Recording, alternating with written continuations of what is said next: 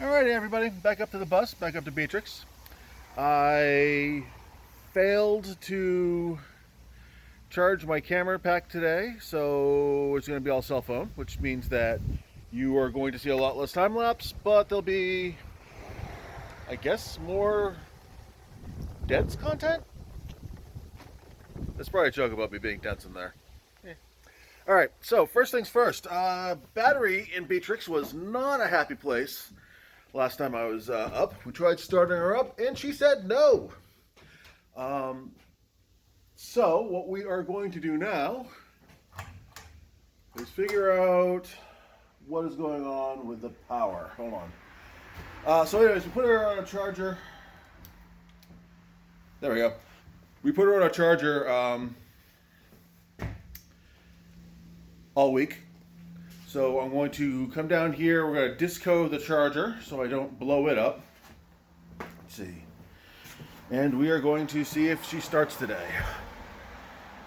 I'm looking. Hang on. So the charger is still plugged in, and I'm looking, and it is pushing in 0 amps, which means that it is probably charged. I guess we'll find that out in a second. So let's just real quick run over here. We're going to unplug the charger without electrocuting myself, I hope. Okay. Now it's still definitely throwing 0 amps. I do want to take it off of the battery as well. I don't want to blow it up by backfeeding it. So, around to the side of the bus. Dodging the killer head mirrors. Those things have left scars on my head. So, back to Beatrix's electrical cabinet. Just go poink. And we're just going to break the circuit. I'm not going to take the batteries out. There we go. Because we know that everything's dead because it's unplugged. Back around to the front of the bus. Theoretically, I can do this from the engine bay. So they didn't turn the key on yet. And the engine bay is hanging out in a ravine, so we're not going to do that. Alright, front of the bus. Which is a little cramped because the seat isn't put in there right and there's stuff everywhere. Hey, let's see how she does. I always like to check and see what we have for voltage. Come up in a second. 13.3 volts. Let's see if she does it. And then I like to give her a little bit of extra gas.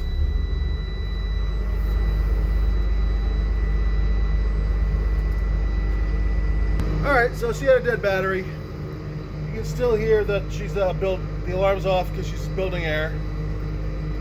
Which is not surprising, she has to build air. She hadn't been on in a long time, in 2 weeks. But the air is coming up at a reasonable rate. We're up to 25 psi right now.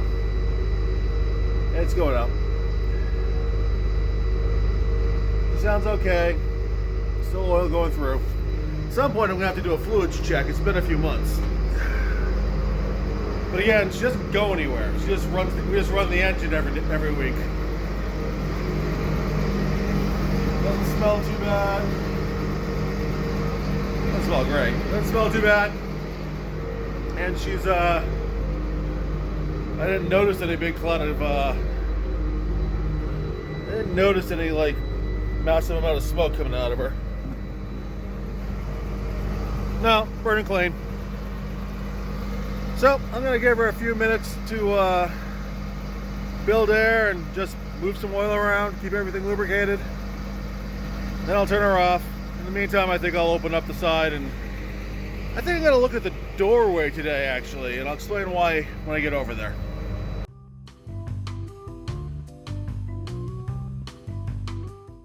Alright, so we got the bus open and we're doing the door, and Dad and I have been having a philosophical discussion about how to do these doors. And here is the issue with Thomas buses and the door. especially if you change it, because we have the old door, but it's too short. Um, this is a piece of 2-inch angle steel, 2-inch, 1/8-inch thick, that we're going to figure out how to make our door frame out of. Turns out we're probably going to make half of the door frame out of it. Here's the issue. Thomas buses have a slight curve to the wall. I don't know if you can see it here. Let me do it this way. Thomas buses have a slight curve to the wall. So if I put this in here as a straight edge, you can see that if it's touching at the bottom, it's really not touching at the top. My original thought had been to actually bend this thing, and I probably will bend a different piece, but my original thought had been to bend this thing so that it came around like this. I was going to rivet through to the outside to hold it in place, kind of lap over the steel piece here.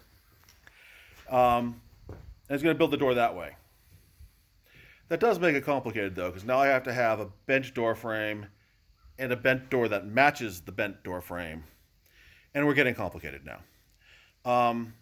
So after a discussion with my dad, and the realization that the other thing that I need is I need a flange on the inside. So let me try not to drop this piece of steel. Okay. We need a flange on the inside to put for the door to close against as well. So if we look at this piece of steel, which is just the exact same thing as the other one, but on the side of the bus, we can see that if we hold it in this orientation with the, I guess, how do I explain this? With the flat sticking in this part that I was going to go outside the bus, going on the inside of this rib. If we stick this in here, that gives us a nice place for a door to close. This can stay straight, so I don't have to mess around with a curved door. The door can stay straight, and I'm going to match that on the other side here. Do this. Match it on the other side. And this opening here, again, door would close against this. Door would close against this. And the opening in there is 23 inches. Just a tiny bit more. Which is enough for me to fit through. And I'm probably going to be the biggest person on the bus. So it's a good start. We can also put a piece up on the top here that will kind of hook from in here up onto here. That'll keep water flowing out of the bus. Always flow the water out. And it'll give us the ability to put a nice, we can go into that header that already exists in the bus. Gives us a nice solid connection there. And then what I'm thinking I will do is I'll buy some more of this angle steel, which 20 feet of this angle steel only costs $55. And you would think only as being sort of a sarcastic comment there, but it's a lot less than some I've spent for other stuff. But what I will do is I'm going to take that angle steel, I'll buy some more of it, so it won't be this short piece. And I will put a sandwiching piece on here, right in there. And that will be the outside part in the molding that forms the outside edge of the door as I get hit in the head with a piece of steel. I was trying to avoid that. Anyways, that's the plan. Just calls for, more steel. I guess the next thing to do is to do a little bit of measuring and to start to make a door frame. Probably just do the inner side for now, since I don't have the steel to do the outside part yet. But hey, let's start. Come on, focus you. Alright, so if I get this into focus, it doesn't want to focus. Anyways, I don't know if you can see it, but I just scored with a razor knife. I just scored this line. Normally you don't want to do that in steel, it theoretically weakens it, although 1/8 inch thick, I'd hope it wouldn't make much of a difference. I do, however, want to get a nice clean line that bridges this gap so I can get something square on this header piece. And I can't really do that with a marker. This is one of the times when I actually care. So my next thing I'm going to do is I'm going to grab a cutoff wheel. I'm going to try to grind kind of inside that line, and then I'm going to kind of sand my way up to that line and get as tight to it as I can. Then I'll cut this thing. I think we decided to actually go 27 inches. I'll make this thing 27 inches wide and start my and put it in and start creating the header that I need.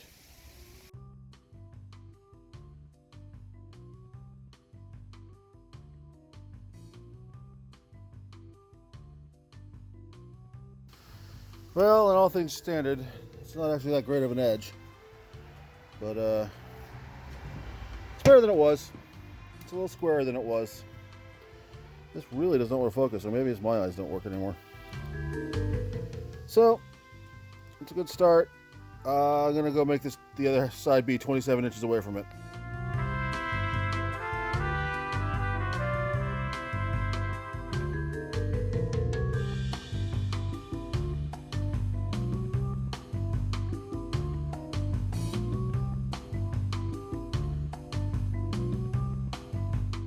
So I just had these things in the garage where I'm going to do the welding. And I started laying them out and I realized I wasn't 100% sure. So I came in, smashed them into the bus, and I don't know if you can see it here.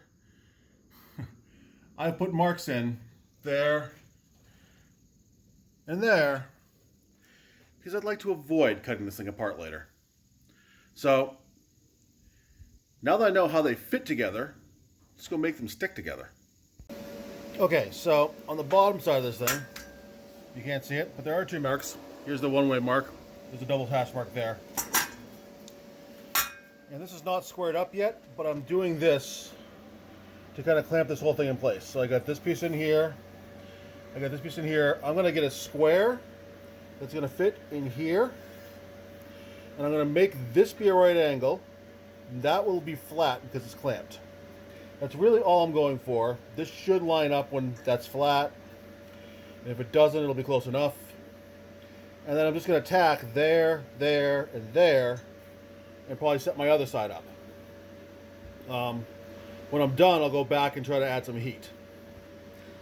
Alright, so we tacked up the top, and we have clamped up to the bottom, and let me show you that. So these are the clamps that we're using. We have measured from that corner to this right here as being 82 inches, I think. 82 inches? No, 78 inches. 82 and a half? It's 82 and a half diagonal, never mind, both ways. It's 78, I think, inches. I don't remember because it's an arbitrary number. It is, however, the same as the distance between that corner and that corner. And that top is still square. We just checked that a few minutes ago. So I'm going to tack up in here and in there, and we should have a nice square, door frame that we can try to fit back into the bus. Just looking at the clamping, we had to clamp from across this way. That's the last thing we clamped, was this to pull it in, because this did not really want to touch. There's a little bit of gap there. I have a clamp here that is holding the distance, and it's also holding this pretty tight. It's a little bit out. It'll be okay for what we're doing. Same thing going over here. Again, we have the orange clamp there, the big orange C-clamp, that's holding the distance and holding this tight up here. This is holding the 27 inches. And then we had to add this little black C-clamp down here because this had actually kicked over quite a bit. But hopefully once I tack it, that won't be an issue anymore.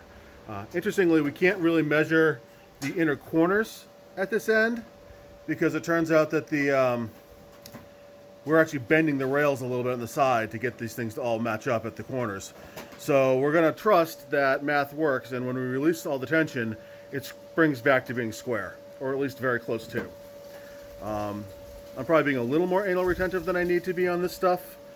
On the other hand, a square door frame is going to make it a lot easier to hang the door later, so that's the reason. All right, I'm going to tack this up. I'm not going to show it because my welding skills are atrocious. But when I'm done, I will. So I'm going to tack it up. I'll probably take the clamps off, double check myself, and then I'm going to weld it up. I probably won't show any of that, but we will try to smash it into the bus today and see if we've gone one step closer to having a door.